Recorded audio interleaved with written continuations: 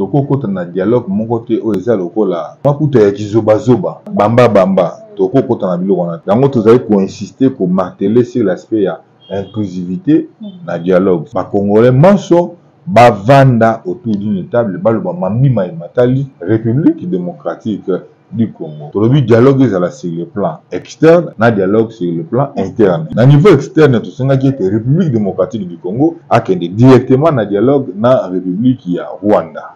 Et puis na niveau interne, République démocratique du Congo a dans dialogue na bakongomani nyos. Mama tika na ebisayo. Pourquoi Joseph Kabila yaka wa héritier akangama na pouvoir, il fait du n'importe quoi. Félix Tshisekedi pas héritier Moussous. Il commence à faire du n'importe quoi jusqu'à vouloir pour s'éterniser na pouvoir et commander tu touches. Mais oh maman, tant na 10e million na batu bazay ko bunga. Mpo na départ ya Kabila. Ba Congo balaki ya batu tout. Mais tant comme ici ka ya kolia gâteau bokomi bord na biso. Nous total si yango ba Congomani. Tshisekedi a keti na niveau ya koloba qui peut m'interdire moi les garants de la nation. Na changer de la nation de femme. Oui, nation est mona gomat. Nation est mona pe Bukavu. Comment on travaille plus souvent là? Bah acteur principal est plus au Bazaï. Vous allez dans elle, il y a rebelle, les rebelles Joseph Kabila et nous autres. Vous allez dans l'opposition politique. Kamami Boumana, na mona mboka Jean-Marc Kabunda Kabou et nous autres. Vous allez dans l'Union sacrée. Kamami Boumana. La Félix Tshisekedi. Mais mettons autour d'une table au niveau interne pour un peu décaper la situation problématique qu'il y a. Il y a Siamoka. Mais Tshisekedi, si elle s'est passée, c'est dit que Joseph Kabila et les autres ne doivent pas la dialogue pour ôter, c'est que nous sommes mal partis. Je ne dois pas apporter ce dialogue pour réformer. Ce qui est du côté là, c'est la responsabilité de moi. Bateau va pour ça, Tshisekedi. Obeng bananga baya na dialogue ba ko sundola Tshisekedi ningo sundola na Michel na ko kimaba ba ko ngomani nyoso azomona que le pays court un gros risque ya balkanisation mais Tshisekedi va mon risque ya balkanisation si il s'entête peut-être je parie aussi à 2026 na Kabila il va mourir ce pays ne sera jamais balkanisé oyo Aza général côté à Museveni, les qui n'ont pas bela kamutu. Il suffit seulement au talaï, tu vois qu'il n'est pas apte physiquement, même mentalement, il n'est pas apte. Les héritiers ont toujours eu des difficultés à gérer l'héritage. Ces garçons, c'est pas que son père est en vie, peut-être après son père, ce serait une catastrophe. Mais maintenant, s'il se joue aussi de nous comme ça, c'est parce qu'il sait que Tshisekedi, c'est un faiblard. Il a été reçu par le président. Non, il sait que Tshisekedi, c'est un faiblard. Parce que Tshisekedi, n'a pas le lobby à la mukaka boy, batapuso ayambi bango. Lobby kuna boy, bamama bipupula. Lobby kuna boy, abengi Kagame, mon frère. Lobby, c'est ça. C'est ça. C'est les héritiers entre eux. Moi, je veux dire. Ici, Moutamba Bakangiende, Azali présumé Mouibi. C'est à lui, avec ses avocats, Baya ko prouver innocence. Nous verrons s'il est innocent. Il sera innocenté. Mais ce qu'il Mouibi, Mako Kangae, Akokuta na bana wana bakulu na prison, bana wana bakoya ko pese mbote. Na yo linga mingi mwana wana oya lobaka manda ya l'état pesi laka. Soki mwana wana za na buluo, na ko senga baya na mwana wana makala po aya ko mona Moutamba pesa Moutamba tambote. A tout une question na yebisa ki ke manda ya l'état pesi laka. C'est pour dire qu'il faut bien faire la responsabilité au Bapesi. Moutamba a fait preuve de beaucoup d'immaturité. Moutamba a fait preuve de beaucoup de fautes dans sa gestion en tant que ministre d'État, ministre de la Justice. Bon, le coup, la page à Moutamba est aussitôt fermée. Ça reste maintenant la page du Tshisekedi qui, dans les jours à venir, vous allez fermer. Nous le pensons. Maman Tshisekedi est à la base de tout ce que nous voyons. Nous avons un président qui n'est pas à la hauteur du Grand Congo. Moïse Mbiye a téléminé un micro, à l'Ikolobake. Tata Naya Tikela héritage té, pour y a zalelo et zali fouille à effort personnel pour y a sali. Mais Nayokaki vraiment pas si Nayokaki Namawa. D'autant plus qu'il faut respecter aîné ou vivant. Oui, biso ezali bana oyo tokoli na église wana cité Bethel. Soki Moïse Mbiya lobi ke batikela héritage té c'est kazali lokuta, c'est un orgueilleux, c'est un auteur. Lui, il a trouvé ces bâtiments. C'est grâce à ces bâtiments où ils ont la première rue de permettre à décoller. Il a trouvé Nakati église Joana, il y avait des fidèles. Il a trouvé Masanga Eza partout. A trouvé ensemble, il y a Lingwala ensemble, il y a Kasavubu ensemble, partout il a trouvé. Il y a attendu théologie. Attendu yamona mbongo nini. Attendu yamona mbongo ya mabonza. Ozayi kokota. Bato bako lobaka tata na bango atikeli bango libula te ezali bato kola ba biso oyo. Tozali ba fuya bato ba bundi na ba énergie na bango moko mpo bazala mpo batala maboy. Bato bako lobaka ba bundi na ba effort na bango ezali ba faire égola. Mais ils ont la Moïse Mbi était, c'était un ingrat. Ceux qui dans la société civilisée, la Moïse Mbi c'est un faux pasteur qui a tangi à beaucoup mis à Koli na Monga Mabonza. Bo tatana tigeli héritage tene. So tatana tigaki lingomba wana te. Alinga za anani.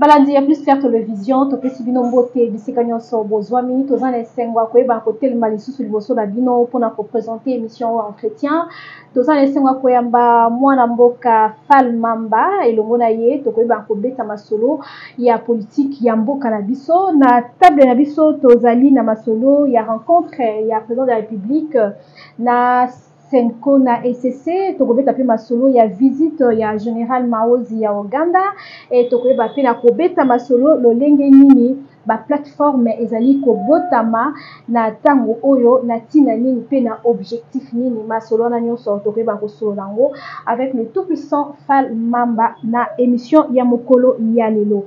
En tout cas nazo kende ko souhaiter bienvenue pour la première fois na émission entretien et pas y a invité nanga Fall Mamba. En tout cas, bienvenue dans cette émission. Merci beaucoup, Mwana Mboka. Ndenge tokutana mokolo lelo. Malgré ba raté avec moi belé.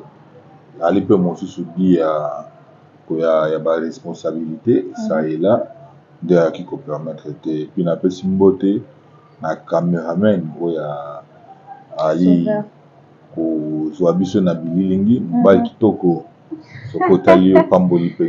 Ah oh là là. Je pense que nous allons parler République démocratique du Congo au centre. Mais avant tout, je voulais être crucial parce que moi personnellement, et affecté Kingaï et tout chaque vraiment sensibilité dans la makasi. Il y a Moutoumoko dans la République démocratique, tu as pasteur, battu ba ebi, aibani pele koni parce que à ça la chanson aux ali célèbre comme on est Moïse Mbiye. OK. Moïse Mbiye a télémi na micro ali kolobake tata na ya tikela héritage te o ya zalelo ezali fruit ya ba effort personnel o ya sali. Mais nayokaki vraiment pasi nayokaki na mawa. D'autant plus qu'il faut respecter ba aînés o ba vivant. On a toujours dit il faut respecter les aînés qui ont vécu. Oui, biso ezali bana oyo tokoli na église wana cité Bethel. OK. Ngai na cité Bethel tosali o tokoloba ba écodime. À l'époque wana mambima imatali réseaux sociaux ezalaka te.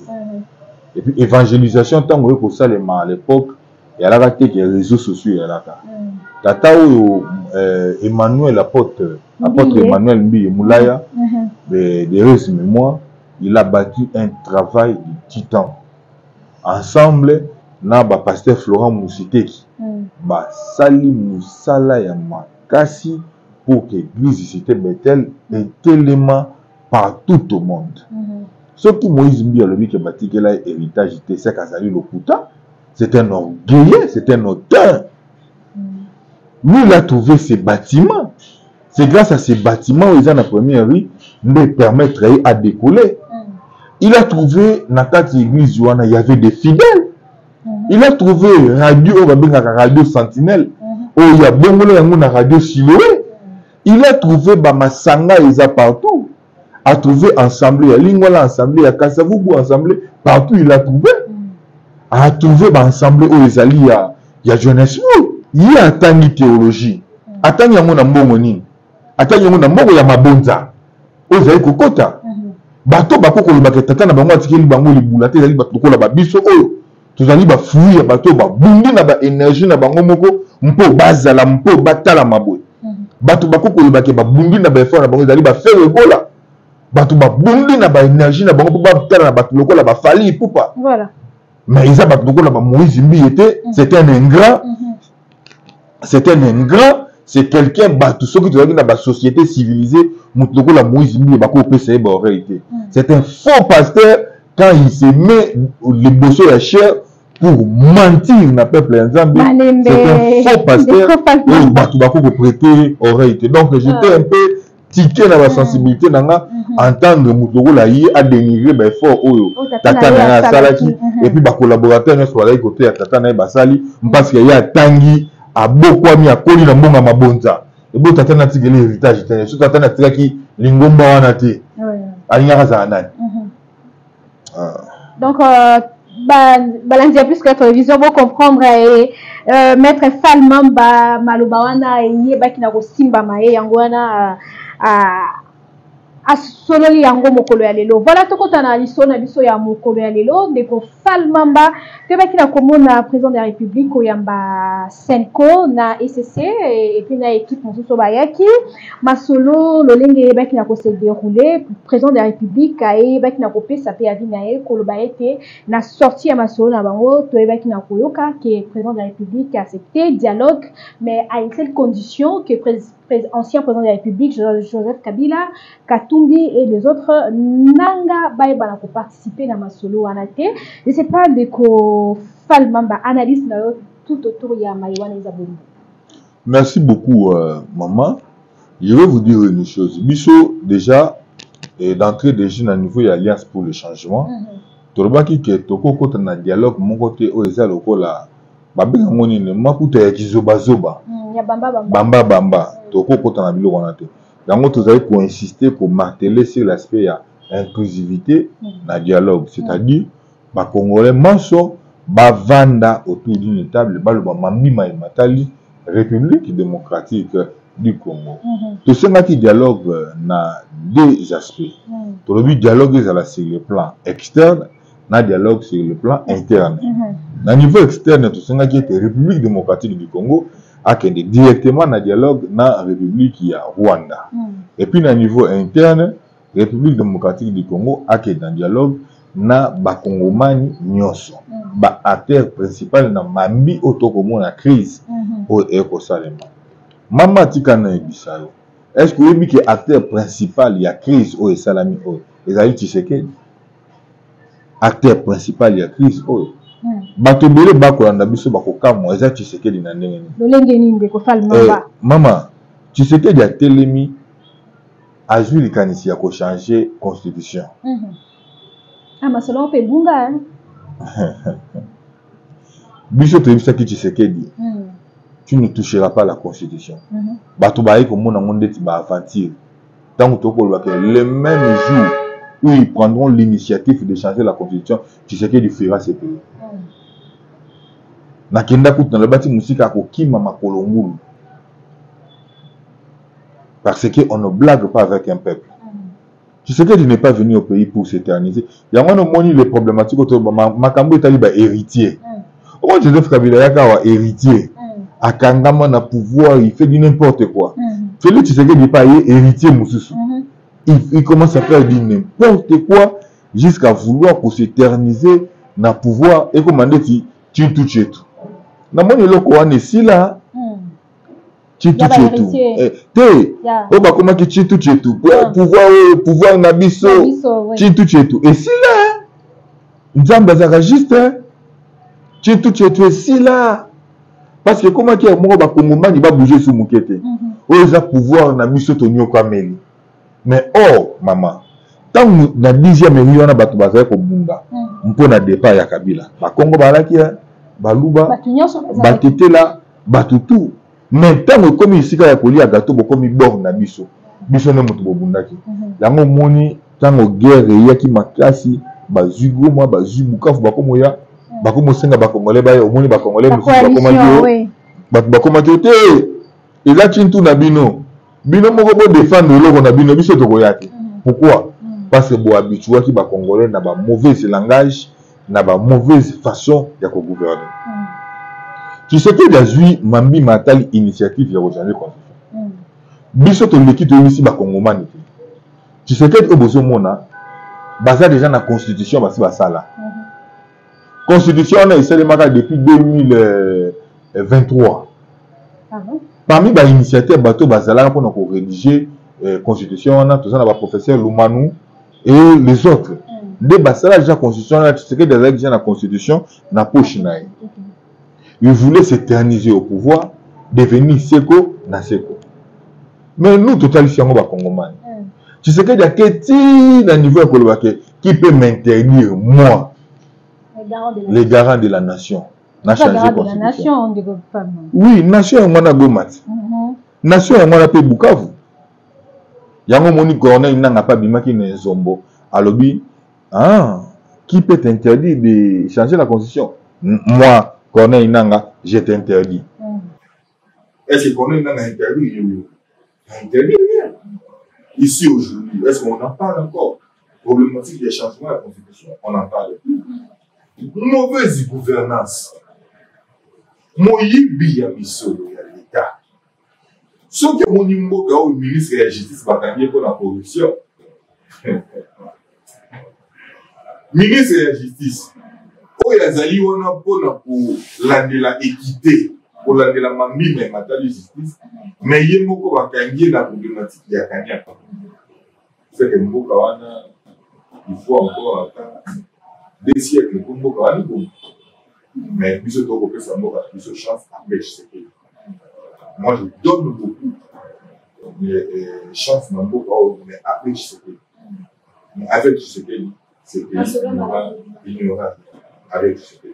Je suis très convaincu qu'avec ce pays, rien de bon ne peut se faire. Tolongo wana, titolo comme la crise. Crise pour tout le monde. Il y a une crise pour tout. Comment on traverse crise souvent l'amour? À terre principale, il y a crise pour Bazaï Ida.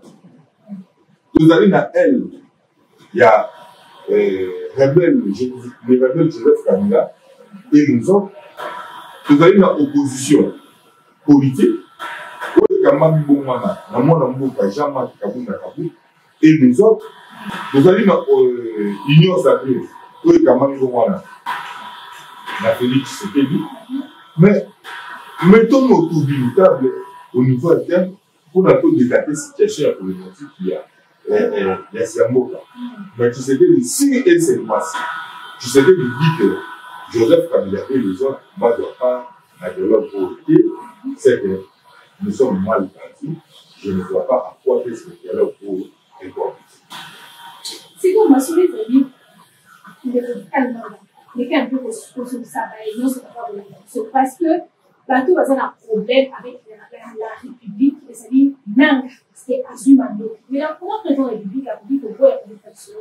Parce que si vous avez des bêtises, la faillite, il va se faire. Nangaza ko buka ba kongole na ngambo sukia so ina ite bakoza solution crise et pour persister motuno tunu yali motuno vraiment malamu omoni mission na alliance pour le changement de loi qui boule tu sais que du côté là c'est la responsabilité de moi parce que le pays court un gros risque et nous à notre niveau nous ne pouvons pas permettre parce que tu sais à continuer à lancer au lieu. Ici, il est question de comprendre que les pays courent un grand risque de la balkanisation. Et il faut que le gouvernement de l'Union soit en famille. Bateau va pour ça, tu sais que le pays. Au bien, maintenant, la baille est un dialogue. Ma position de la Tshisekedi, nous avons sur la Michel, ma coquille, ma bonne la révolution de la présidente, il y a une présidente. Et c'est pourquoi nous, en bon super, nous l'interpellons. Na bonne conscience pour sauver la République. Parce que mon monde a continué à la zoba pas sur ou soit tu sais que peut-être que les gens ne comprennent pas bien. Et puis après consultation, mais oui, maman. Parce que nous, c'est que tous les Congolais voient. Il y a un monde à moto. Ça veut dire quoi? Ma Congolais, il y a que les pays pour un gros risque de balkanisation. Mais tu sais que dans mon avis, c'est qu'il y a une balkanisation. C'est qu'il faut te faire intervenir dans une problématique. Parce que lorsque on a dit il y a un citoyen, qui fait la il y a balkanisation. Dès qu'on fait apparemment,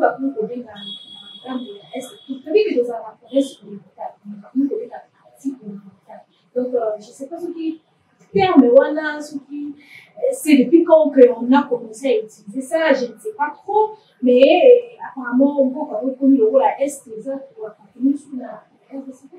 Non, maman. L'Est appartient à la République démocratique du Congo. Ce pays ne sera pas balkanisé. Fais-moi confiance. Mais c'est ce qu'il va partir. C'est le cas.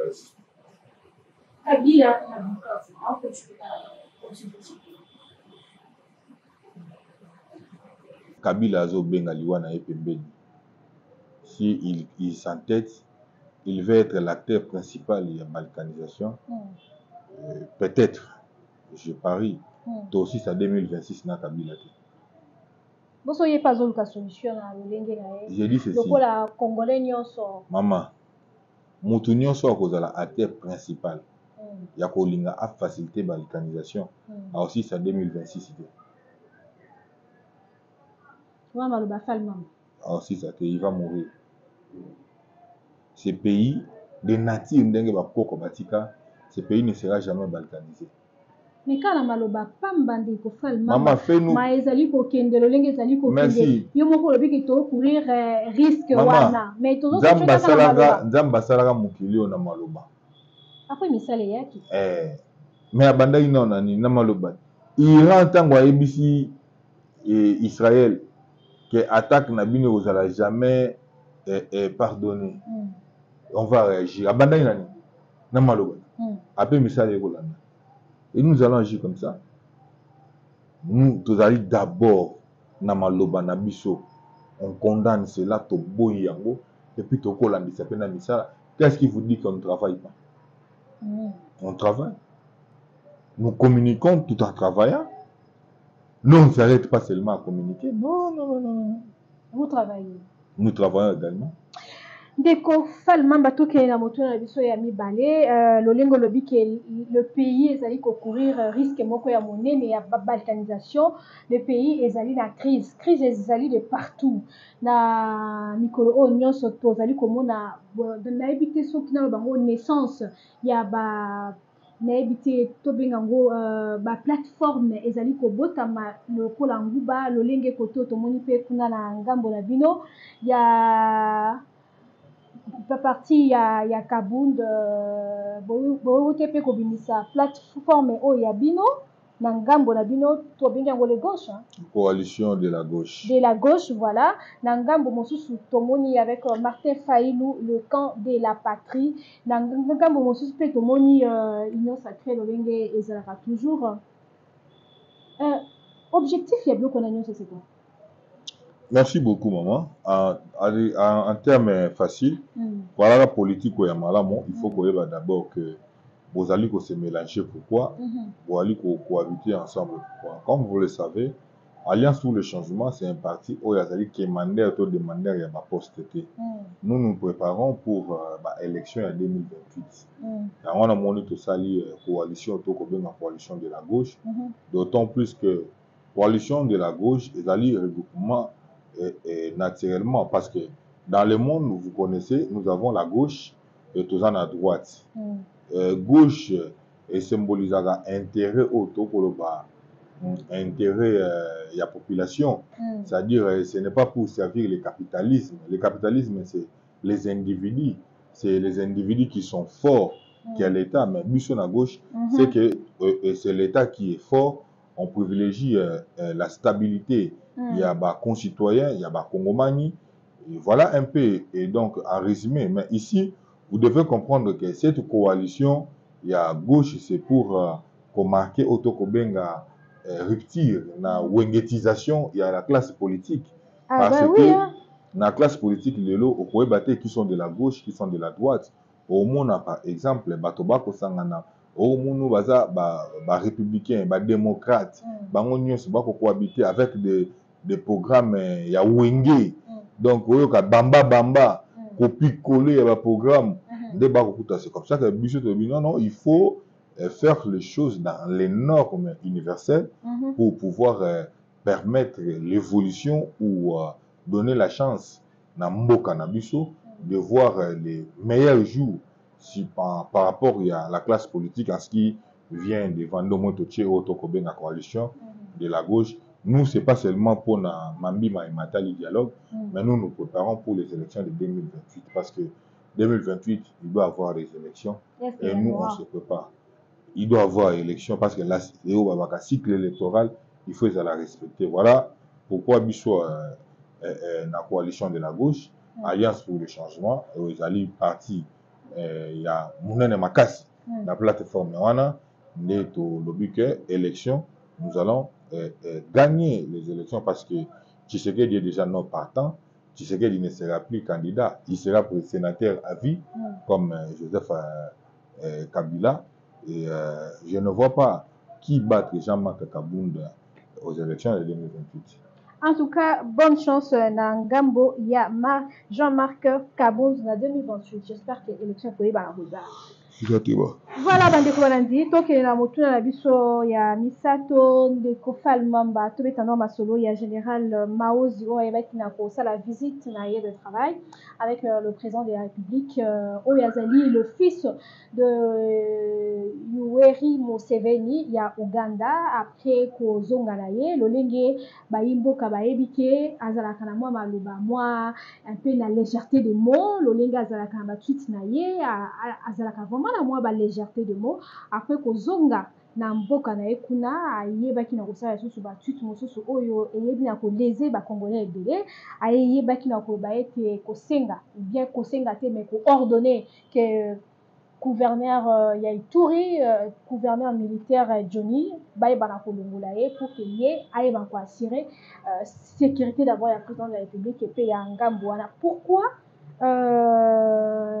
le général Maozi alingaka toujours que bayeba ko dépasser le général Johnny Muboya? Non, vous devez comprendre que moi un peu leki nangai oyo aza général côté à Museveni leki nanga na belaka mutu Maozi abelaka mutu parce que il suffit seulement au talaï, tu vois qu'il n'est pas apte physiquement, même mentalement, il n'est pas apte. Il y a un moment mambi il y a ba héritier. Ah, c'est que l'homme a sauvé va faire ba héritier. Tu vois que ba héritier Afrique, il faut donner couper sa chance en Afrique. Les héritiers ont toujours eu des difficultés à gérer l'héritage. Parce que bah mériter la méritocratie parce que bah éviter nini batata na bango babundaki po bazwa mai bazwaki. Ces garçons, c'est pas que son père est en vie, peut-être après son père ce serait une catastrophe, peut-être après son père. Mais c'est quand même grave la légèreté des mots. Je ne le vois pas dans l'avenir. Hein? C'est petit, je ne le vois pas dans la maison. Mais maintenant, s'il se joue aussi de nous comme ça, c'est parce qu'il sait que Tshisekedi, c'est un faiblard. Il a été récit par le président. Non, il sait que Tshisekedi, c'est un faiblard. Il sait que Tshisekedi, Tshisekedi est ce qu'il est. Hein? Il sait que Tshisekedi, c'est un faiblard. Parce que Tshisekedi, il a dit le lobby a quoi la mukaka boy, bata pousso à yambi bango. Lobby kuna boy, ba mama bi popula. Lobby kuna boy, abengi Kagame, mon frère. Lobby, c'est ça, c'est ça. C'est les héritiers à créer. Moi, je vais dire. Ndeko frère mamba lolenge ozali pe ozali maître to megano robetano lisolo ya justice mutamba azali déchi na poste na ye. C'est quand même grave hein, le ministre de la justice déchu le kalaté procès na ye banda. On dit toujours qu'on ne fait pas la fête lorsque ça brille chez le voisin. Mais ici, je voudrais à ce que les Congolais va comprendre que nous ne voulons pas faire la fête parce que ça brille chez les Moutamba. Ici, Moutamba Bakangiende azali présumé Mouibi. Ah, le bataille innocent. Azali un ami présumé. Na présomption, na présomption, ça ali présumé Mouibi. Sikoyo, il faut bakene na kosamba. Bapesa ki nani bazuzi nto bato akalaka basengaki mambi oto kobenga l'ouverture ya procédure ya enquête basala yango mais ntango bamoni ke eyali na ba indice sérieux ya culpabilité nde basengi ouverture ya poursuite c'est-à-dire balandela ye mama soki ezalaki ke il y avait rien qui pesait sur lui est-ce que balingi basenga ouverture ya poursuite banga basenga te mais basengi ouverture ya poursuite le dossier maintenant est à niveau du tribunal. C'est à lui, avec ses avocats, de prouver l'innocence. Moi, à mon niveau, je pense que Moutamba doit amener ces éléments de preuve, où il est innocenté, tous avec beaucoup d'intérêt, tout le dossier, nous verrons s'il est innocent. Il sera innocenté. Mais ce qu'il m'a dit,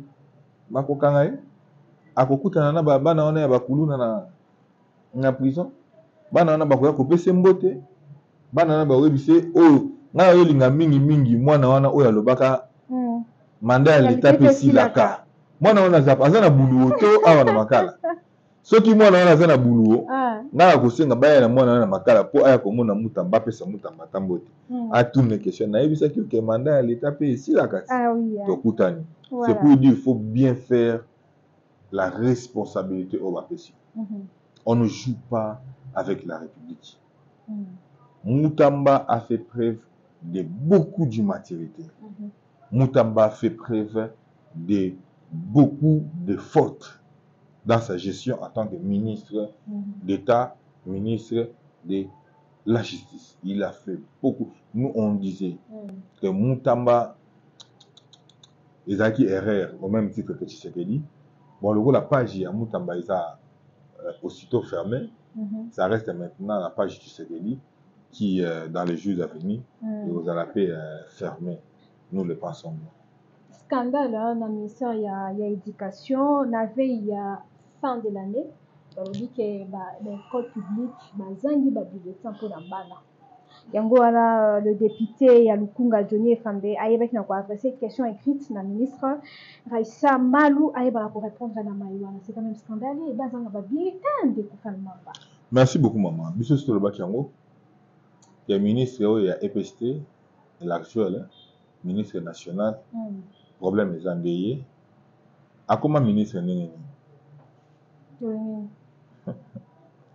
Oyebi na mboka bato bakoma ba ministre po azalaki likambo ya bato na lobi te ke ye azalaki likambo non oyo kaka te pas ces photos à clair na mboka bato bakoma ba ministre mpo azalaki likambo ya mpo azaleki ya mpo aza famille ya mpo aza moninga ya mais ce qu'on a tout na banyoso wana tangi ye aza koma ministre na facteur nini oyo esalaki ya koma ministre.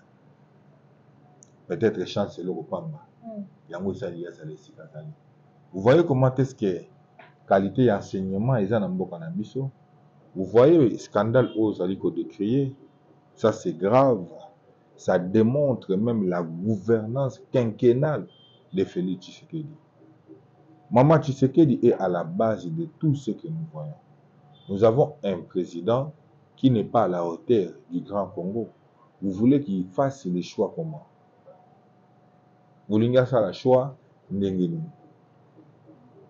Maman, nakulinga eloko etambole comme la bato nyonso. Oyebi ba église lokola catholique. Mutu nyonso te nda komaka sango. Soki ezalaki ke na mboka na biso pe toza sérieux lokola église catholique ndenge etambola maka. Na choix ya kosala ke mutu akoma sango mama peut-être héros mboka ekokaki ko décoller. Vous savez pour mutu akoma sango il faut mutu wana aleka na ba formation. Mutu wana il faut ba briser mpo mutu akokoma sango kaka boete bakolandela ye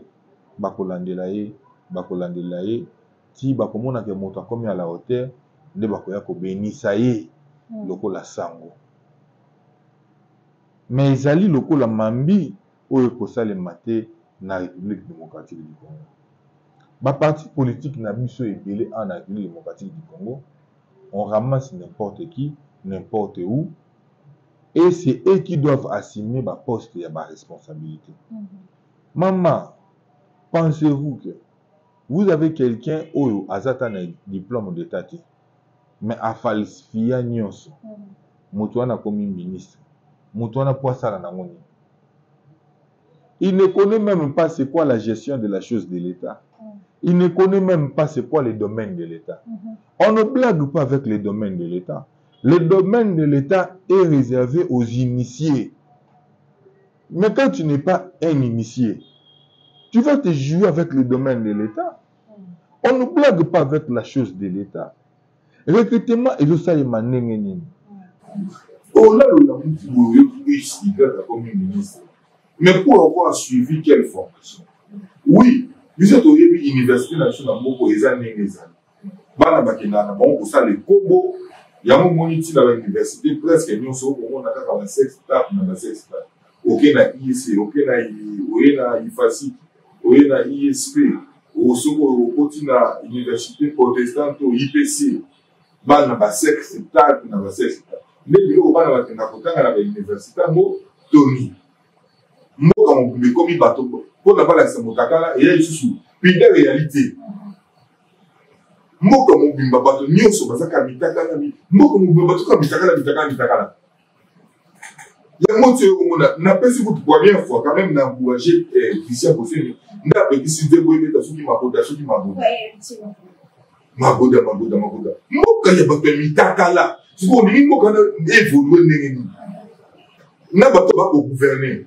Bato mitakala. Na bato ba ko gouverner bango. Bango ne soit mitakala. Et un pays comme ça, vous voulez que les choses puissent évoluer comment? À un certain moment, nous devons nous regarder en face, nous dire des choses vraies pour que ça a beaucoup de chance d'évoluer. Mais moi, je commence à craindre que derrière le biseau, parce que qu'est-ce que nous avons hérité? Nous avons hérité parce que pour la capitale de l'Amérique, papa Mouyibi, tout à l'heure, Mouyibi, Bakuro, la Mosso. Au moins, l'histoire de Marty, ceux qui ont fini à monter, les Ambosso. Parce que Mbosso, le ministre des Sports à l'époque, il y en a beaucoup. Par contre, on doit avoir un pour l'automatique de Marty, au stade de Marty, ici, la petite. Non, on va vous donner 1 million de dollars pour ne pas négocier l'initiative. Il y a un sponsoring dans Monaco. Mais le stade de Marty est tenu au sortant. Ceux qui ont continué le stade de Marty, n'a pas su négocier la Zomoïne. Vous avez un problème. La toilette, c'est une chose qui dans le stade de Marty. Autant mon stade de Marty, tout autour, on a les bandes de la police, on a la matière fécale de la CC. Maintenant, on est capable de côté au péto. Donc, au stade de Marty, on a négé le problème. Stade man sport, on a bissou. T'as la fécofa, dans l'État israélien. T'as la championnat national. Ma fédération a bissou nyoso. Il y a football, il y a nyoso, il y a tout le monde. Maintenant, nous avons mon longo, t'es capable de ministère de Soleil. Il y a eu ça, on a gagné à foot, à toi, combien? 100 000 $.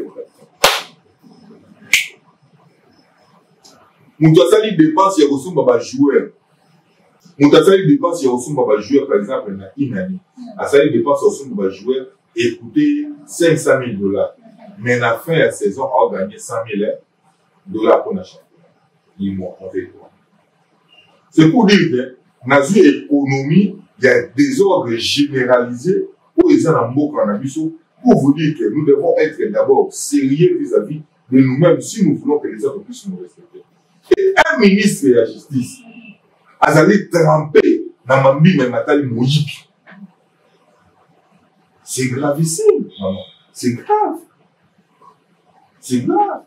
Non, d'ailleurs, si vous avez pour le voir problématique, il y a bon, ceux qui 500 milliards de francs congolais dans Mambi mais Nathalie formation, il y a un nouveau magistrat. Na ba paiement na bango kuna na niveau ya ba zuzi o ya likolo mbongo emu na nati na yebisa ngai oyo bato ba isengeli batia ba faire respecter mobe ko ba mo bazali tremper na Mambi me Nathalie Kanya.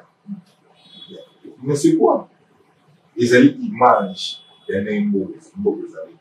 Si les pays étaient comme ça et qu'il y avait président de la République, un homme correct, je pense que les choses allaient marcher correctement. Ici, et nous pouvons dire que c'est seulement après Tshisekedi que les choses peuvent évoluer. Avec Tshisekedi, moi, j'exclus totalement voir Nyonsoro et Romain.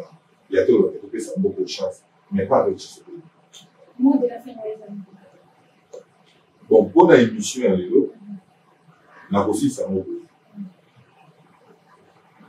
Mboka oyo yali mboka na biso tozalaka na balumumba bakufa tozalaka na bakasavu bakufa me lelo toza na félix tshisekedi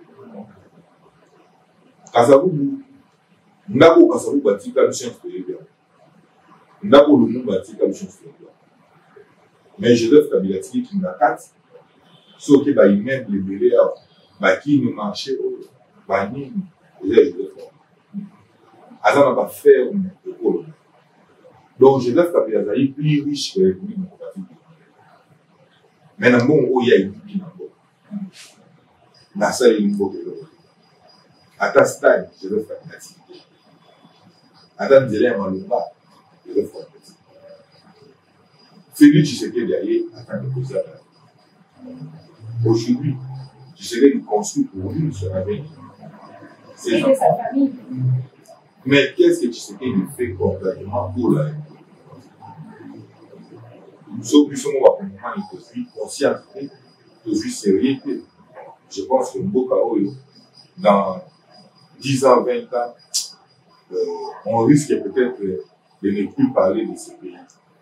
Mais nous donnons beaucoup de chance et avec Dieu, nous vaincrons. Demain sera bon. Merci beaucoup. Voilà, la diagnostic télévision, le code de l'auto, sont de l'institution, avec Namasolo, avec Maître Kalmamba, de combinaison, la télévision, de